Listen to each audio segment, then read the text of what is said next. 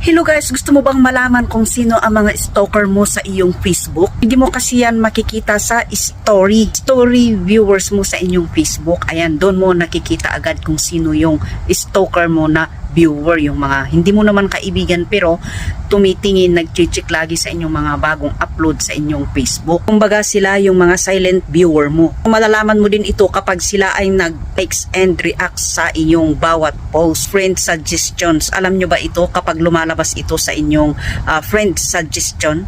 Si Facebook algorithm ay minsan nagmumungkahi na ng mga taong lagi mong chinecheck o yung laging chinecheck ka. Kung laging lumalabas ang isang specific na tao kahit wala kayong mutuals, ito ay posible na laging nanonood siya lagi sa iyo sa bawat post mo yung profile kahit hindi mo siya kaibigan, hindi mo siya followers. Ito yung biglang nag-message sa iyo.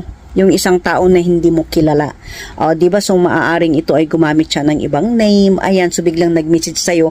Pero dati ka palang i-stalk ka. At kung gusto mong malaman kung sino yung mga stalker mo sa inyong Facebook, ayan, susundan nyo lang po itong ituturo ko sa inyo. Dito mo makikita lahat. Kapag andito ka sa inyong Facebook, pindutin mo lang yung gilid.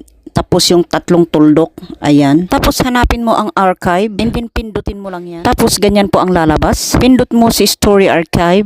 Tapos yan yung mga post mo na isang binuview po ng mga stalker mo. Tapos balik ka dito, pindutin mo yung see all story settings, ayan. Tapos story archive, check mo. And then pindutin mo po itong custom, yan. Ayan, tapos makikita mo na kung sino yung stalker mo. Yan. So ang bilis lang, 'di ba?